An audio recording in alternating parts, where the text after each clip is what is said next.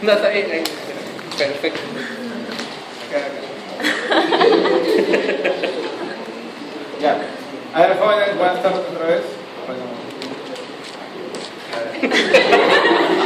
Les doy la bienvenida. Siempre tan amables ustedes de venir a su clase. Bueno, miren, hoy vamos a tratar un tema en el cual quisiera que a partir de hoy participemos un poco más, porque tenemos cerca de 1 hora y media para la primera clase y 1 hora para la segunda. Entonces, eso da la oportunidad que podamos conversar de algunos temas que ustedes quieren. Claro que hay temas que inquietan más que otros.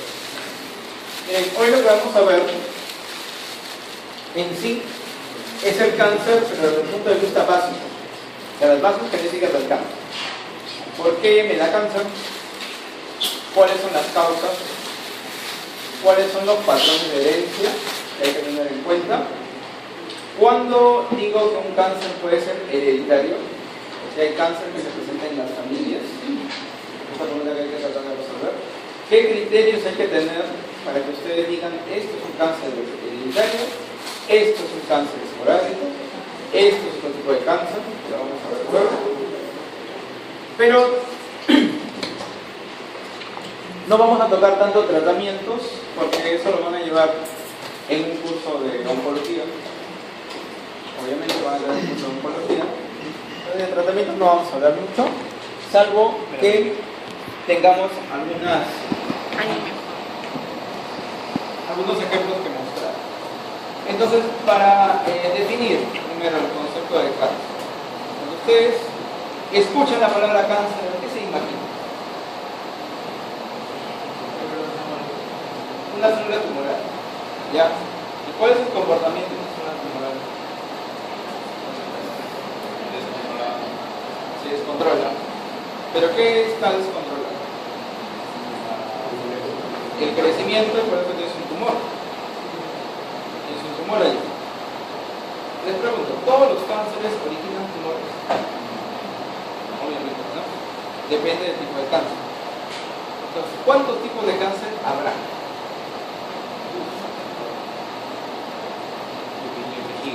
Vamos a tener 4 o 5. ¿Cómo clasificamos a los tipos de cáncer? Claro, según el tipo de tejido que esté afectado. Entonces, el cáncer no es otra cosa que la proliferación celular descontrolada de una célula tumoral, como dijo su compañero, que atacan a los distintos tejidos propios del organismo. Entonces, si hay un cáncer a nivel del tejido mamario, será un cáncer de mama, sea en conducto galactóforo, sea en globulito, por ahí. Cáncer de mama.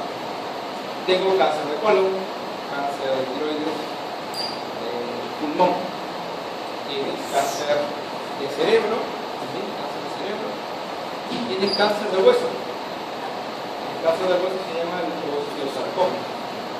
Hay cáncer de partes blandas, sarcomas.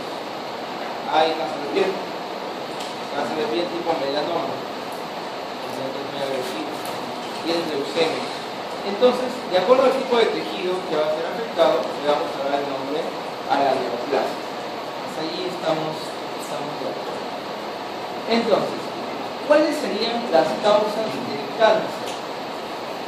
Lo que vamos a desarrollar hoy en extenso van a ser las causas genéticas del cáncer. Pero no solo la genética está involucrada en esto, que les adelanto. Esta enfermedad es multifactorial. ¿Qué les viene a la mente cuando digo multifactorial? Claro, viene de genética y ¿qué también tiene?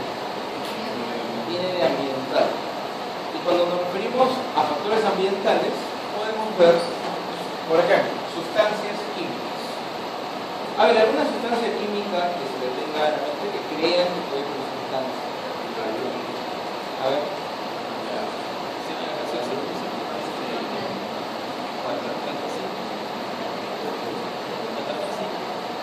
La tartracina, que está en la Coca-Cola. Bueno, si pudiéramos ver su intestino después de tomar una Coca-Cola,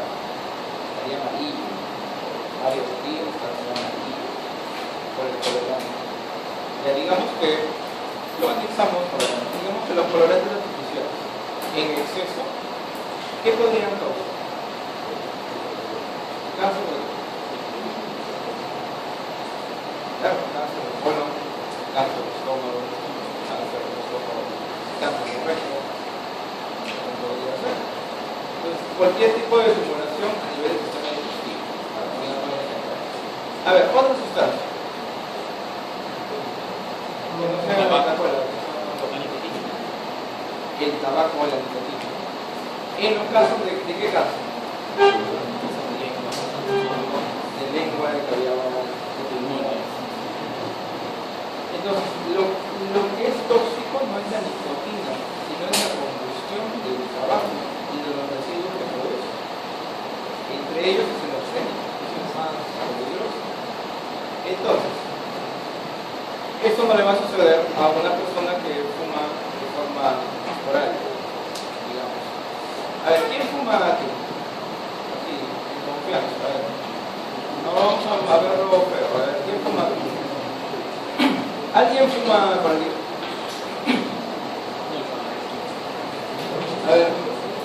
A ver, ¿algún fumador?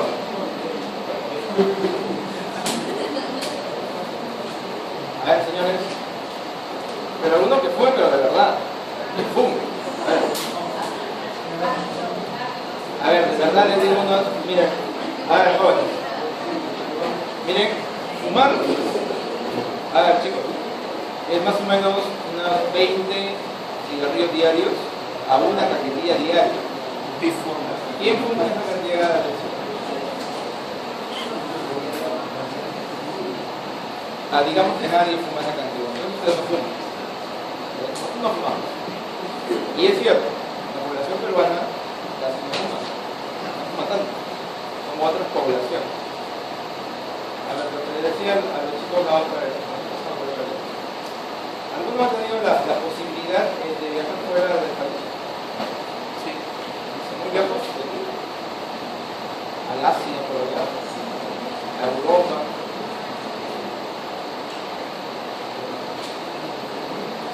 Bueno, ¿han salido? ¿Una buena? Chosica.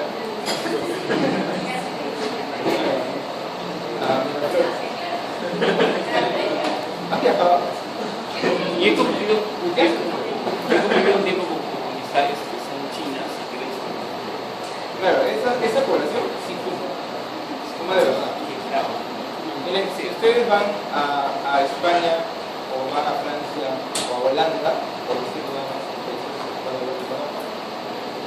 cuando salen ustedes del metro, van a ver todas las colillas de cigarro ahí, una alfombra de colillas de cigarro en la calle, porque el basurero está lleno, de colillas de calle. Pero estas personas sí fuman. En el Asia también fuman. Pero acá hay un hecho bastante curioso. La incidencia de cáncer de pulmón en ellos no es tan alta como en nosotros. No fumamos tanto, pero nuestra incidencia de cáncer es mayor.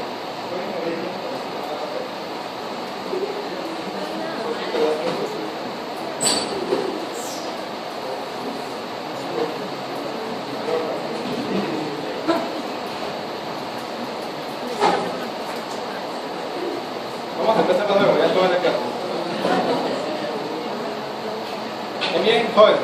Entonces, la incidencia de cáncer en Asia de pulmón es menor que en nuestra población. ¿Qué está pasando? ¿Qué creen que pasa? la susceptibilidad. La susceptibilidad. ¿Qué es la susceptibilidad? ¿De dónde viene? ¿Qué es susceptibilidad? ¿Cuál? ¿Qué es susceptibilidad? ¿Tiene algo que ver con la genética? Claro, hay ciertas poblaciones que son más susceptibles al efecto ambiental. Entonces, no necesitamos una gran cantidad de efecto ambiental, en este caso del tabaco, para hacer cáncer en nuestra población. En cambio, hay poblaciones que por más que están exponiendo al factor ambiental, no todos hacen cáncer en el pulmón. Entonces, ellos tienen a nivel de su genoma menor susceptibilidad a cáncer que nosotros.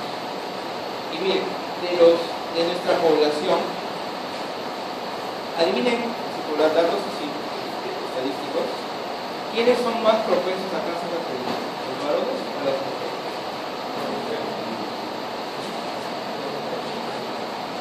Las mujeres. La frecuencia de cáncer de pulmón en mujeres es bastante alta a comparación de los varones. Pero las mujeres fuman más que nosotros. ¿No? ¿Sí? ¿Sí? Entonces hay un hecho que hay que tener en cuenta aquí para el resto de la clase. Hay una susceptibilidad hacia el cáncer. La susceptibilidad depende de tus genes. Entonces, va a haber mayor susceptibilidad a medida que ustedes tengan más genes afectados. Y es lo que vamos a ver en cáncer hereditario. Vamos a dejarlo de una relación. ¿Qué más? A ver, vamos por acá. Agentes infecciosos. A ver, ¿algún virus que cause cáncer?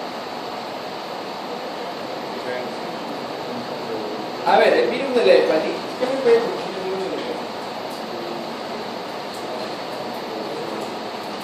Me puede producir una cirrosis hepática que puede generar un hepatocarcinoma, un cáncer de hígado.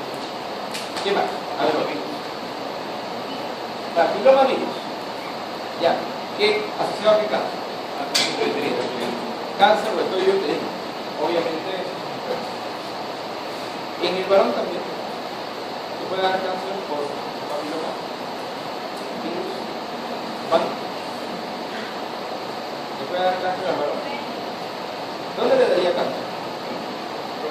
En el pene. ¿Dónde más?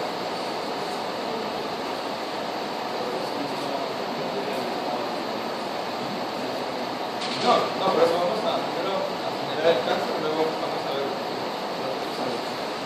Se puede dar cáncer, depende también, en el 1% de los casos. Casi nada. De 100, 10. ¿A dónde más? Al varón le puede dar cáncer por PVH.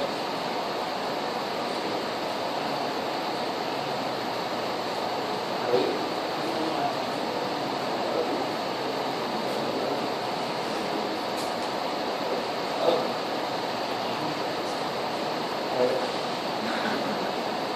¿Dónde? ¿Cáncer a dónde? A ver, señoras.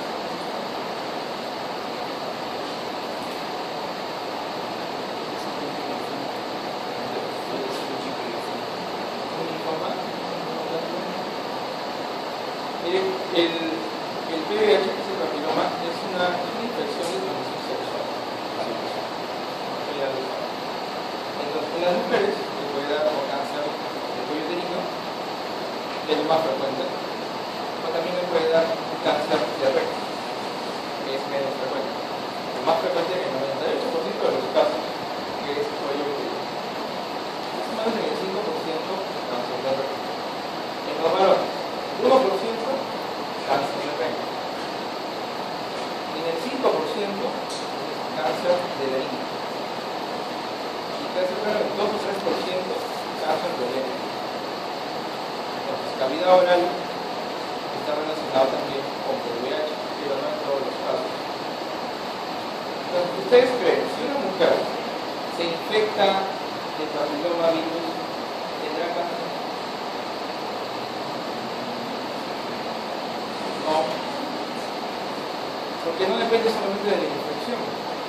Puede ser que una mujer se infecte hoy y nunca haga cáncer, porque el sistema inmunitario va a agarrar el virus y lo va a destruir. Pero si la infección es persistente, podría llegar a cáncer, pero no mañana ni pasado, de repente en unos 30 años. El tiempo es suficiente para que ustedes hagan algo, en el área médica, para poder hacer prevención y evitar que esta persona con la infección llegue a cáncer. Entonces, hay varias medidas que pueden tomar en el camino, hay suficiente tiempo, 20 años. Lo mismo pasa en los varones. Los varones transmiten la infección y por lo general la mujer el cáncer. Como la compensación a las enfermedades transmisibles ligadas al equipo, la mujer es portadora y la mujer disemina la infección y la mujer. Entonces, no solamente depende de la infección, depende también de la susceptibilidad parte ambiental y parte genética. A ver, ¿qué otra cosa? Una bacteria, para salir de los virus. Una bacteria que provoca cáncer.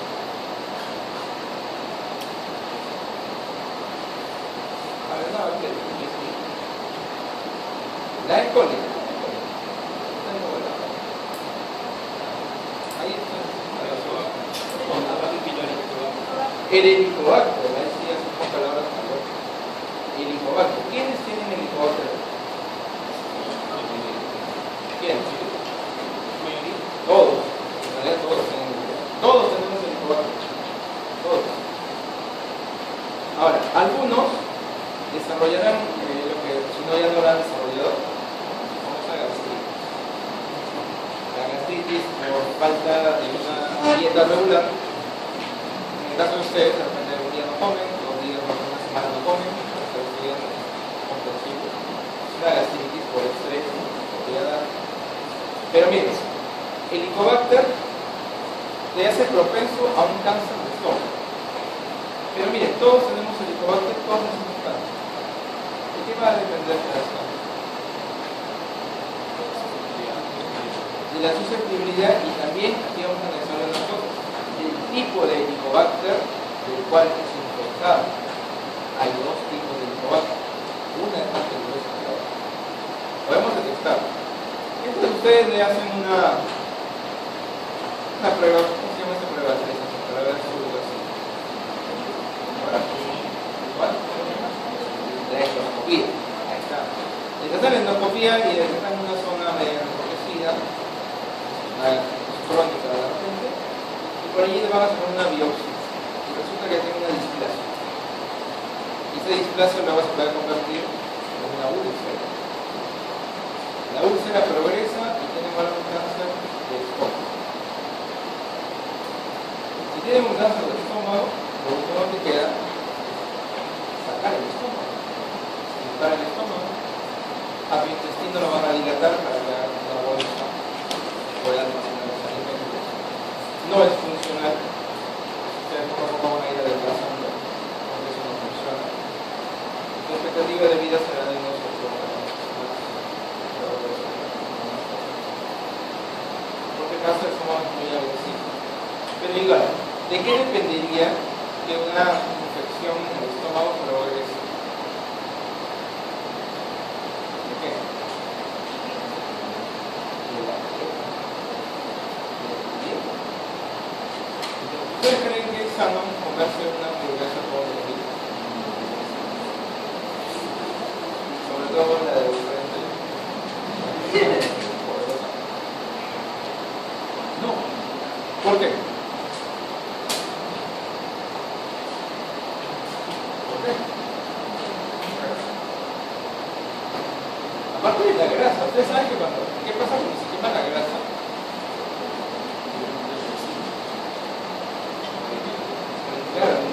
Claro. La dejar en directo pizza. ¿A qué? ¿Qué hace una radical? Claro, va a generar el tejido y poco a poco va a ir generando y finalmente el cáncer. Pero eso no es en todos los casos. Por eso es que se recomienda que todos tengan una dieta balanceada por prevención. Oye, empezar desde chiquitos, o sea, desde ahorita, desde nuestra edad. Porque a mí me da que empezar desde ahorita. No esperar a que seamos mayores. Porque miren,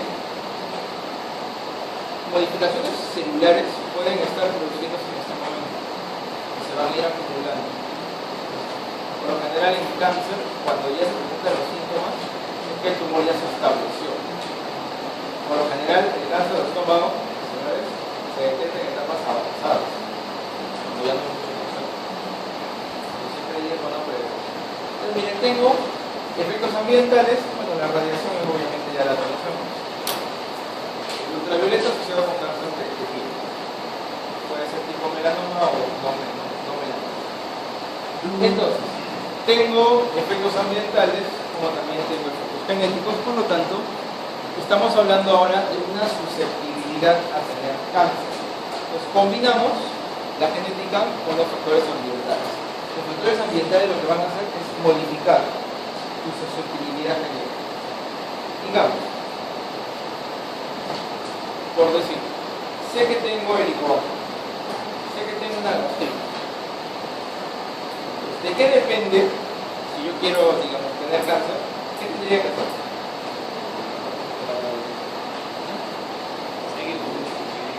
Seguir comiendo cualquier cosa, una dieta desbalanceada, porque yo ya tengo la susceptibilidad. Lo único que necesito es un factor ambiental que acelere el proceso. Por eso hablamos de prevención. Pero bueno, vamos a hablar de las causas genéticas. Pero primero vamos a analizar a una célula tumoral. ¿Por qué crece el tumor? Pues vamos a coger la célula como la unidad fundamental. Entonces vamos a ver a la célula tumoral. Tiene características muy diferentes a las células normales. Vamos a empezar por la de arriba. División celular descontrolada. Entonces, una célula normal pasa por un ciclo. Es un ciclo mitótico. Pues una célula se divide, ejerce una función y luego ¿qué pasa con la célula? Muere. Pero la muerte es programada. Es una apoptosis. Eso va a suceder en todas las células del cuerpo, porque todas las células se dividen, absolutamente todas. Las neuronas también se dividen. Yo me acuerdo que cuando estudiaba me decían, no, las neuronas no se dividen. Año, 95.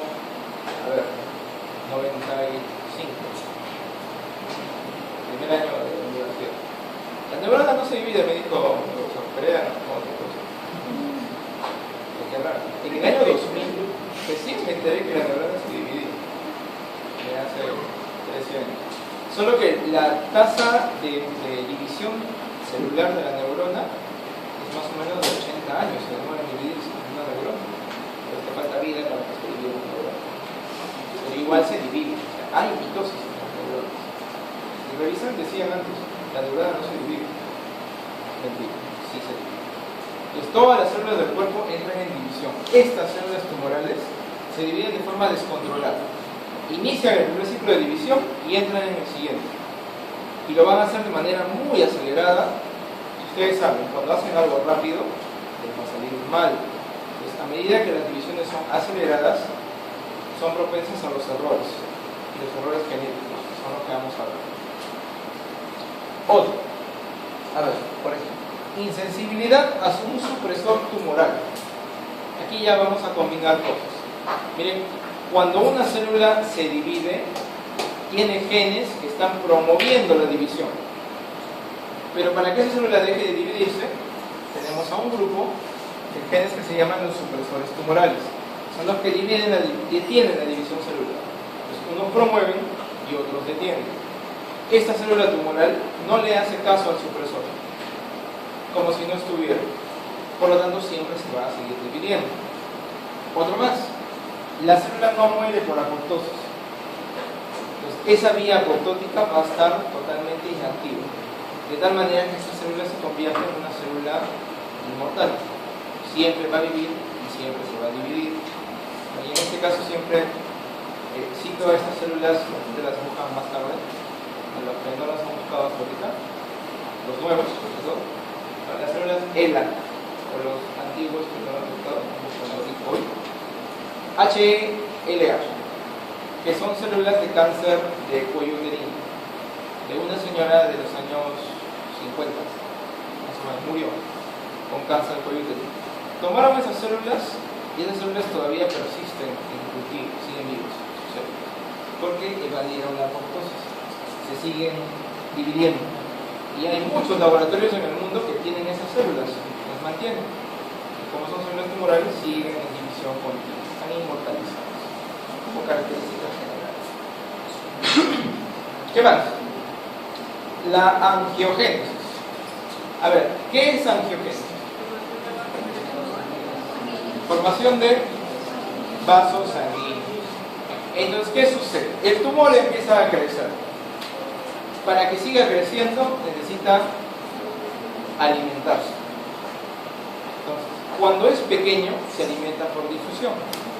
Cuando es muy grande, necesita formar una red de capilares dentro del tumor, se llama la angiogénesis, y esa red de capilares la va a conectar con tu sistema circulatorio.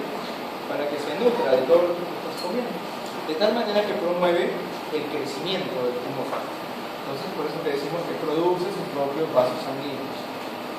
Y esto me lleva a comentarles una cosa. Dentro de las terapias anticáncer tenemos una que se denomina la antiangiogénica. Vamos a hacer, que ya se ha hecho en realidad, un anticuerpo contra los genes que promueven la angiogénesis. De tal manera que si ya no hay capilares, ¿qué puede pasar al tumor? No crece. Va a empezar a achicarse, va a empezar a morir. Entonces, la idea es reducir el tumor para luego sacarlo por cirugía. La terapia antiangiogénica está dentro de lo que llamamos la terapia blanca en cáncer, porque es dirigida contra estos genes. O sea, no contra los medianos, contra estos genes. Otra característica, miren, que es la metástasis. Todos sabemos que es una metástasis. A ver, concepto de metástasis. ¿Qué es? Claro, traslado de células del tumor primario, el tumor primario me refiero al primero, al que se ha originado, hacia otras partes del cuerpo, vía tu red de capilares o vía tu red linfática. Por ejemplo, cáncer de mama en estados avanzados de la metástasis ya será en fase 4, estadio así, fase terminal, va a llegar, por lo general, se va a ir al pulmón o se va al hueso. O sea, hay órganos, como se puede decir, órganos calientes, los hot spots en cáncer. Entonces, uno de mama hace por lo general metástasis a pulmón o metástasis a hueso. El cáncer de colon hace metástasis al recto. El cáncer de retina hace metástasis al cerebro. Entonces, hay ciertos órganos preferenciales. Pero en sí, la migración de estas células se puede dar a cualquier parte del cuerpo y cuando llega a ese lugar forma otro tumor. Entonces sería ya un tumor secundario. Entonces, si yo encuentro un cáncer de pulmón en una paciente que tuvo cáncer de mama, sería un secundario de pulmón. Entonces, ¿cómo se dan cuenta si ustedes van a ser patólogos en el futuro? ¿Alguien quiere hacer patología? Saca una biopsia del cáncer de pulmón y va a encontrar células de mama. Puede haber glándulas que deberían estar en tejido mamario y se encuentran en pulmón. Entonces esto es una metástasis. Ya es la última fase del cáncer. Ya no hay mucho que hacer. Solamente terapia del dolor para que no tengan sus impactos la paciente. La última parte del cáncer. Entonces tengo estas características que me llevan a los genes involucrados en cáncer, que son 4, nada más. Los factores de crecimiento, que son los que vamos a ver hoy, los receptores de factores de crecimiento, que son los genes involucrados en esto. Voy a ver señales de transcripción. Las señales de transcripción son proteínas citoplasmáticas que se encargan de llevar la señal de la división hasta el núcleo. Y por último, en el núcleo también tengo proteínas que son los factores de transcripción. Entonces, miren, todo esto forma una red. Llega el factor al receptor. Este receptor tiene que llevar la señal hasta acá y usa las señales de transcripción para que lleven la señal hasta el núcleo, donde están los factores de transcripción. Luego que la señal llega al núcleo, las células se dividen. Entonces, imaginen, si tengo un incremento de factores de receptores de factores de crecimiento, pues va a haber más señales que van a llegar al núcleo para que las células se dividen más rápido. ¿Cómo lo vamos a manejar? Dentro de esto, tenemos que ver una cosa. Tengo varios genes involucrados. Los primeros que vamos a ver hoy, que son los más interesantes, son los llamados protooncogenes. Un protooncogen es un gen normal. Los tenemos todos, y varios. ¿Qué hace el protooncogen? La función es promover la división celular. Es lo único que hace. Entonces, en una célula normal va a haber un equilibrio entre un protooncogen y un supresor tumoral. Recuerda que el supresor detiene en la división. Este promueve y este detiene. De tal manera que el ciclo se va a detener. ¿Qué pasa en el cáncer? Primero, una mutación en el protooncogen. Vamos a inactivar el protooncogen y lo vamos a transformar. Ahora se va a llamar oncogen. ¿Ya? La mutación en el oncogen. ¿Qué va a hacer una mutación en el oncogen? ¿Qué creen?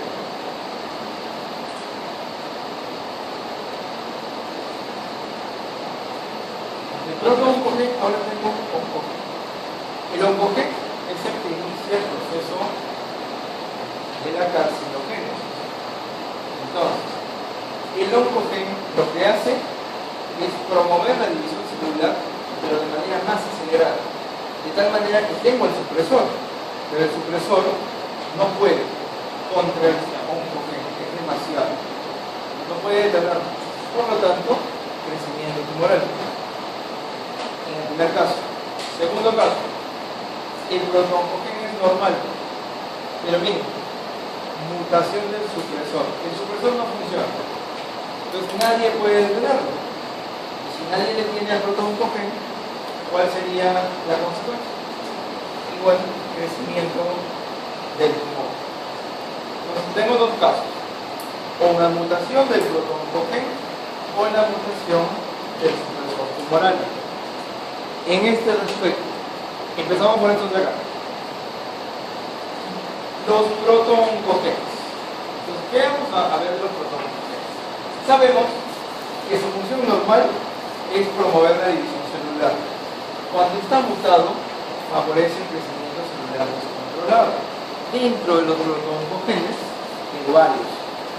Por suerte, ya se han descubierto un protooncogen característico de cada tipo de cáncer. Vamos a hablar de la leucemia mieloide crónica. La leucemia es una enfermedad oncohematológica. Se va a producir un crecimiento anormal de las células o los precursores hematopoyéticos en médula. ¿Qué pasa? Vamos a encontrar primero a un sospechoso. Digamos que tenemos a un compañero que es reactivo, una persona muy sociable, de buen peso, empieza a bajar de peso, ya no hace ejercicio, se cansa muy rápido, empieza a ponerse un poco pálido, ¿no? Empieza a sangrar, a haber pérdida de sangre, su hemoglobina no va a bajar. El señor se golpea y le sale un moretón por ahí, sin causa aparente. Están pasando un montón de cosas acá. Por su cansancio, bueno, le vamos a hacer una prueba de laboratorio general que le hacen a todos, como siempre. Hacemos un hemograma, miren, sencillo, solamente un hemograma. En el hemograma vamos a ver en este extendido y vamos a encontrar células que están acá, que son llamados blastos. ¿Deberían haber blastos en sangre? No. Los blastos están en médula. Los blastos son células inmaduras. No deberían estar ahí. No es sospecho. Tiene un desorden hematológico versus una leucemia. Vamos a sacarle una muestra. ¿De dónde le puedo sacar una muestra? De médula. ¿De dónde hay médula? A ver, por anatomía, ¿dónde hay más médula en el cuerpo? Huesos largos, planos. ¿Qué más? A ver, hueso candidato. La cadera, claro. El esternón también es un buen lugar. Entonces ustedes son hematólogos especializados en esto. Van a tener que sacar médula. ¿Cómo sacan médula? Una tuberculitis.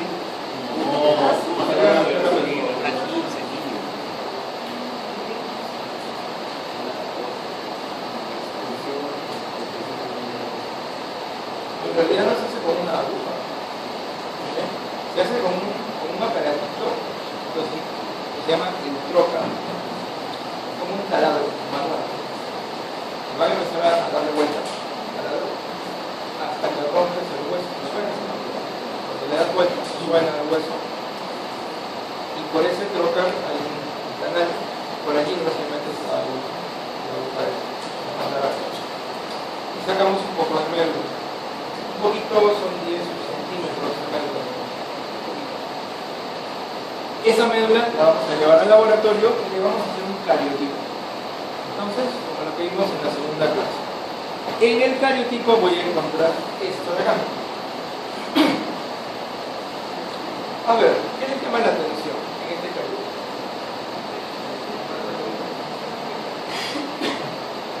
A ver, ¿qué hay en el cariotipo? Primero, ¿cuántos cromosomas hay? 46. Entonces, cariotipo normal. Ahora, a nivel de estructura, ¿hay algo ahí que no está bien? Una translocación. ¿Entre quién? Mira, el 9 está más largo y el 22 está más corto. Este pedazo del 22 está en el 9. Este cromosoma pequeñito que está acá se conoce como el cromosoma Filadelfia. Y el cromosoma Filadelfia es característico de la leucemia mieloide crónica. Entonces, ¿qué vamos a hacer? En el cariotipo, en laboratorio ven el cromosoma Filadelfia asociado a las características clínicas de su paciente. Esto es una leucemia mieloide crónica. No hay más vueltas que dar. Es más, si es adulto, es mieloide crónica. Ahora, si es niño, y la cosa cambia. En niños, en Filadelfia, es característico de una leucemia linfática aguda. En la mieloide están afectadas a todas las líneas mieloides, glóbulos rojos, blancos, segmentados. En la linfática solamente por linfocitos B o los linfocitos B. Si encuentro, por comentarles, un cromosoma Filadelfia en un niño, es de muy mal pronóstico. El niño, de repente, no entra en trasplante, quizás pueda vivir un año o año y medio más. El niño me estoy refiriendo a de los 3 meses hasta los 10 años. Es muy mal pronóstico. En cambio, en adultos, es de buen pronóstico. Es al revés. Si yo encuentro, digamos, si alguien quiere llevar a la leucemia, le da una mieloide crónica. Es una de las más llevaderas. Le da buen pronóstico y el paciente puede estar controlado unos 15 a 20 años. Sin enfermedad tumoral, no hay ningún problema. Entonces, característica de las leucemias son las translocaciones. Vamos a hablar de alteraciones cromosómicas. Cada leucemia tiene una translocación en particular. La mieloide crónica es 922. Hay otra leucemia, se llama la leucemia promielocítica aguda. En translocación 1517. Entre esa y esa. Si voy a hablar de una leucemia mieloide aguda tipo 2, sería 821. ¿Qué con eso? Si voy a hablar de una leucemia mieloblástica, por ponerles un buen ejemplo, es la anotación 16-16. Entre los dos 16 podemos tener una anotación. La principal alteración cromosómica de leucemia es la translocación. No hay más vueltas que dar. Este cariotipo es diagnóstico y sirve para ya empezar con el tratamiento en estos pacientes. Entonces, miren, en leucemia mieloide crónica, para salir de este tema, tengo un gen que es el importante. El gen se llama ABL. El ABL normal es el proto-oncogen. Cuando se produce la translocación es que se activa el oncogen. Entonces, si digo, ¿de qué manera activamos oncogenes? La primera es la translocación. La segunda causa es la mutación puntual. Yo acá tengo otro gen, que es el gen RAS. Dentro del RAS hay varios RAS. Voy a hablar solamente del KRAS. El KRAS está involucrado en cáncer de pulmón. Es un oncogen cuando tiene una mutación y promueve lo que conocemos como un adenocarcinoma pulmonar en este caso, pero es interesante porque esta enfermedad tiene terapia. Se ha desarrollado un fármaco contra la vía del RAS, o sea, no contra el RAS, sino contra una proteína que está involucrada en esta vía. Entonces, anulamos la vía del RAS y por lo tanto la progresión del tumor va a ser menos acelerada.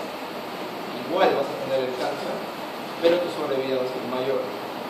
Miren, jóvenes, en cáncer, si es una sobrevida de 6 meses, es bastante tiempo, un montón de tiempo. Si no tienes tratamiento, puedes morir en 2 meses, probablemente son 6, pero es bastante. La sobrevida es bastante. Estadísticamente significativo, el fármaco es bueno, con 6 meses. ¿Entiendes? Si alguien descubre un fármaco de sobrevida de 2 años, sería lo mejor. A ver, otra causa de activación de un oncogen se llama la amplificación. Entonces, ¿qué voy a ver en la amplificación? ¿Qué es amplificar? A ver, chicos. Aumentar. Vamos a llevarlo al plano genético. Vamos a aumentar. Vamos a hablar del cáncer de mama. Tengo aquí un adenocarcinoma, solamente de la mama izquierda. Sacamos una biopsia y podemos encontrar dos cosas. La primera es esto que está acá. A ver, si hacemos un esfuerzo, lo vamos a ver muy bien. Allí hay unas marquitas que están en rojo en las células, aquí arriba. Por ejemplo acá. ¿Cuántas hay? Ahí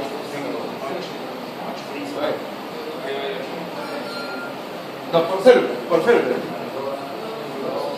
2 por célula. Esto es bueno. ¿Por qué hay 2 por célula? A ver. ¿Por qué hay 2 por célula? ¿No? ¿Por qué se acuerdan? Claro, porque tenemos 2 alelos por gen, por un cromosoma. Entonces, una marca roja será el alelo materno y la otra será el alelo paterno. Solamente deberían haber 2. Pero ¿qué pasó acá abajo? ¿Cuántos hay? A ver, señor, del fondo. A ver, señor, ¿puedes cerrar la puerta? Mucha luz, no nada. ¿Cuántas hay? Acá, en cualquier.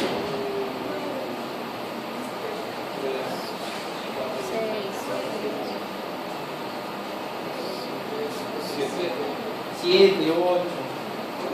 Miren, eso significa que el gen del que vamos a hablar hoy, que es el HER2, ya no está en su número de copias normales, que serían 2.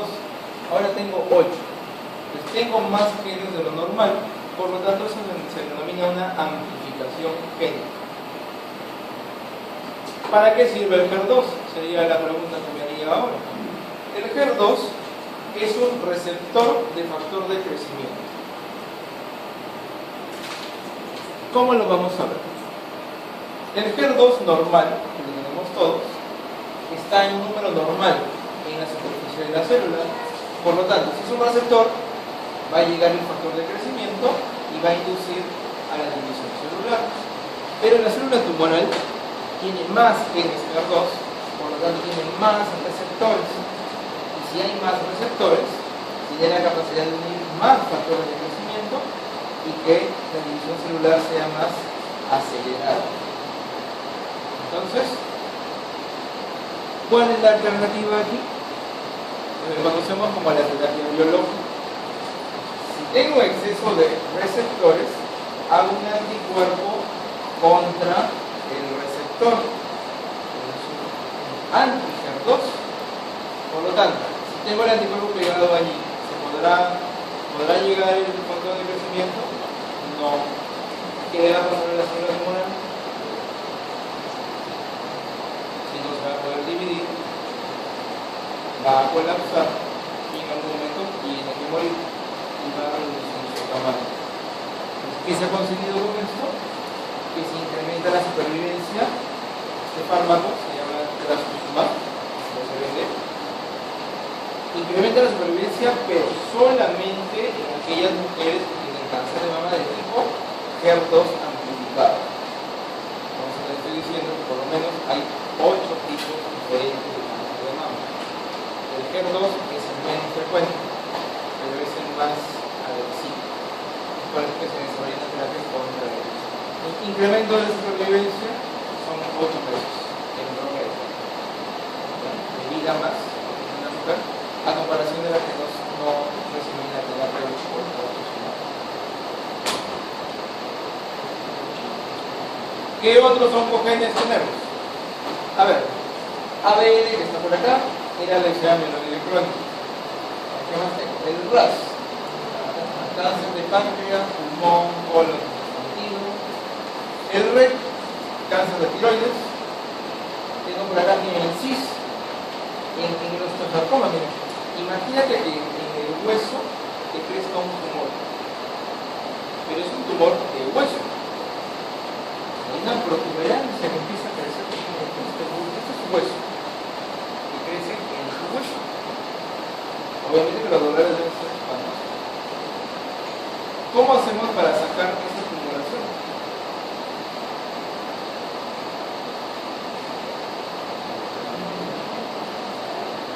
¿Cómo lo hacemos? ¿Cómo sacas?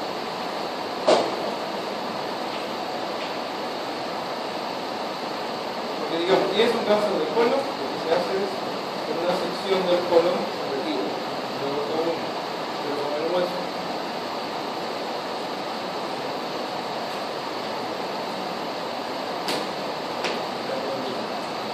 Claro, hay que ampliar, en este caso, la extremidad que está siendo afectada. Arriba vemos esta plana, porque no han cortado, no cierra la amputación. Es el único tratamiento que hay para los osteosarcomas. Pero lo malo es que ya te quitan, por ejemplo,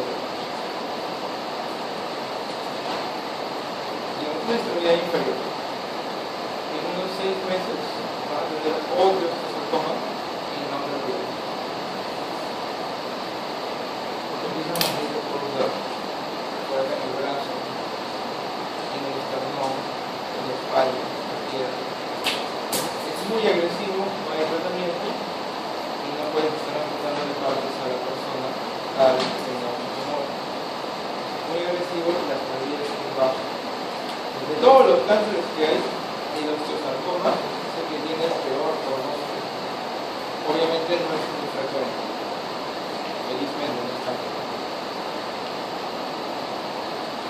A ver, al supresor. El supresor es el que detiene la división celular, pero acá vamos a montar al supresor, por lo tanto no hay nadie que lo detenga. Y en este caso vamos a hablar de este supresor, que es muy importante. Es el APC. ¿Qué sucede? Cuando tienes una tumoración de este tamaño, esto se llama adenocarcinoma, un cáncer, propiamente dicho. Para que llegue a adenocarcinoma, tiene que haber un crecimiento paulatino, degenerativo, que puede ser 6, 7, 8 hasta 10 años. Entonces, a medida que va creciendo, va a formar los vasos sanguíneos, el angiogenesis, ¿verdad? ¿Qué pasa? Cuando tienen aquí una hiperplasia, un crecimiento descontrolado, pero todavía in situ, pequeño, ¿bien? Va a haber una pérdida del brazo largo del cromosoma 5. En el brazo largo del cromosoma 5 está el APC. Si no hay cromosoma 5, no hay APC. Y el APC es un supresor. Por lo tanto, ya no hay supresor. Ya no hay nadie que detenga la división. Sigue creciendo. Ahora se pierde el brazo corto del cromosoma 17. Y en el 17 hay un gen que es muy importante, que es el P53. Que es famoso. Todos lo deben conocer. El P53 es un supresor tumoral. Pierdo a mi primer supresor, pierdo a mi segundo supresor y el crecimiento ya se vuelve descontrolado y forma el tumor. Entonces, Es importante este APC porque se ha visto que se va a dar tanto en cáncer esporádico como en cáncer hereditario. Es lo que vamos a ver al final de esta clase. A ver, otro supresor, el gen RB1, que es el gen del retinoblastoma. Entonces, el supresor se va a inactivar por una mutación puntual. Basta que cambies una base y me inactivas el supresor. Empieza a crecer tejido a nivel de toda la capa de la retina y por lo tanto ya tengo bastante complicada este ojo del paciente. ¿Qué podemos hacer con él? ¿Cómo le podemos sacar el tumor?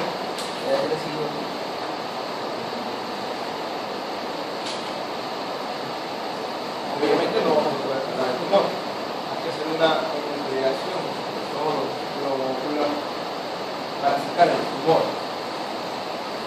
con la finalidad de que no haga metástasis. ¿Qué órgano te quedamos ahí? El cerebro. Entonces, el retinoblastoma por lo general hace metástasis en el cerebro. Antes de que pase eso, hay que retirar este ojo. Pero hay que tener algo en consideración. Si detecto que es un caso de retinoblastoma hereditario, ¿cómo me doy cuenta? Porque hay retinoblastoma en niños, 2 o 3 años, que ya debutan con esas características. Entonces, miren, en niños es bastante complicado, porque si detecto una mutación a nivel del gen del retinoblastoma, va a empezar con la afección de un globo ocular, pero en el futuro va a ser cáncer en el otro ojo. Entonces eso ya lo sabemos. Si detectamos la mutación, eso va a pasar.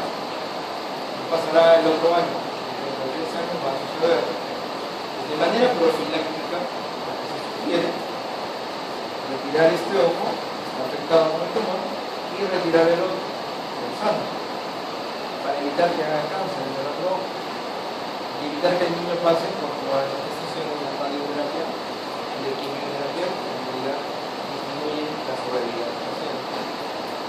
Entonces acá podemos retirar el ojo sano para que no haga cáncer, de manera profiláctica, para evitar, en niños sobre todo. La afección de retinoblastoma está creciendo en la pared de las capas de la retina, son varias. Tengo una complicación aquí. Cuando son infantes, como les decía, este ojo se va a ver afectado en el futuro. Por lo tanto, a veces para evitar esto, se sugiere que también saquen el otro ojo. Obviamente ya el paciente va a quedar ciego, pero por la sobrevida del paciente es una de las mejores actitudes que hay. A ver, ¿qué otros supresores conocemos? A ver, RB para el retinoblastoma, está APC, como lo vemos en el colon, este de acá, WT1, para cáncer renal, en niños. Hay niños que nacen con insuficiencia renal, puede ser que ya traigan un tumor de Willis, tumor renal. ¿Qué más tengo? Acá, BRCA1 y BRCA2, más famoso de todos. Es un supresor. Es un supresor relacionado a cáncer de mama y también a cáncer de ovario. Últimamente también se está relacionando a cáncer de próstata y también a cáncer de estómago. Todavía no hay datos contundentes, pero también el estómago parece que está metido en esto. Lo que sí está demostrado es mama ovario.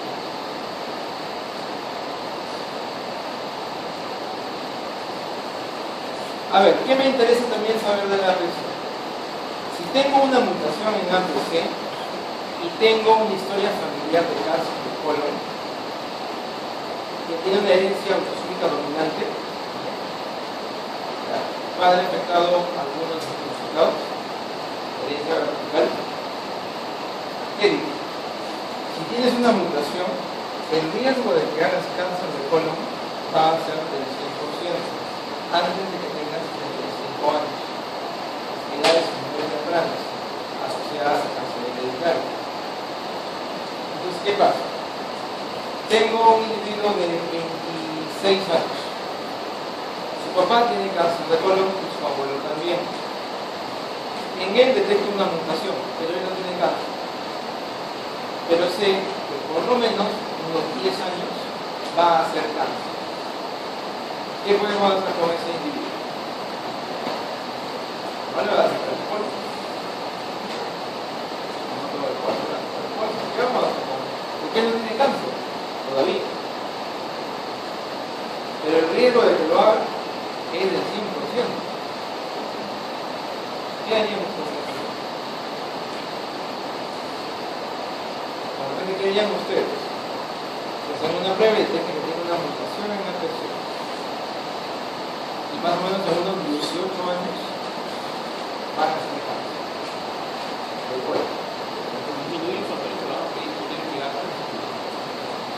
Primero, cambiar los estilos de vida. Ahí sí, más riguroso con tu vida. ¿Qué más? Controles más periódicos. Una colonoscopia. Ya no 1, 2, hasta 3 anuales. Por si acaso. Porque van a empezar a formarse lo que conocemos como los primeros pólipos, que son tumores pequeñitos, que van a ir llenando toda esta parte del colon, en cualquiera de sus segmentos, ¿no? Es más probable que sea en el transverso, pero en cualquiera de los tres puede haber cáncer, y no es cáncer de la última opción. Entonces, controles más periódicos, cambiar los estilos de vida para modificar de alguna manera el efecto ambiental sobre tu predisposición genética. En el momento que ya encontramos los primeros pólipos, tiene que hacerse una cirugía, una porción del cuerpo.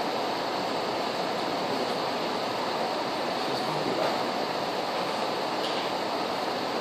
A ver, tengo oncogenes, tengo supresores y también tengo otro grupo que son los genes reparadores. En BRCA1 y BRCA2 es supresor y también es reparador, hacen las dos cosas. ¿Para qué sirve un reparador? Un reparador es un conjunto de proteínas que se va a pasear por todo tu genoma en busca de errores y llegan hasta acá. Por ejemplo, llego hasta aquí. ¿Esto está bien? ¿Está bien esto? No. ¿Qué debería ver acá? Una citosina, una línea con citosina. Entonces, el gen reparador, la proteína reparadora, llega hasta aquí. Y lo que va a hacer es cambiar ese nucleótido por el nucleótido correcto. Eso es lo que es un reparador. Pero ahora imagínense, ha mutado mi reparador, inactivo mi reparador. ¿Habrá quien repare? No, no va a haber quien repare. Por lo tanto, esta alteración va a persistir y esto ya es una mutación, que es el inicio del cáncer. Entonces, otra causa del cáncer va a ser la inactivación de genes reparadores. El mejor ejemplo de genes reparadores se va a dar en un tipo de cáncer de colon. Para empezar, el cáncer de colon hay dos. Uno es el llamado el polipósito, el pólipos, pequeños tumorcitos. Y el otro es el no polipósito, donde crece un tumor muy grande en el colon. En el polipósico hay varios chiquititos que llenan la luz del tubo. En el no polipósico es un solo tumor grande que también va a llenar la luz del tubo. Obviamente en ambos tienen dolor abdominal. ¿Sabes por qué? Porque tienen pérdida de sangre. Cuando damos sangre en heces, eso no es normal. Hacemos una resonancia y vemos un bulbo aquí. Cirugía, sacar cosas. Entonces, el no polipósico está relacionado con mutaciones en genes de reparación. Los principales genes de reparación son estos 6 que están aquí. Cualquiera de estos es responsable del cáncer del colon no polipósico.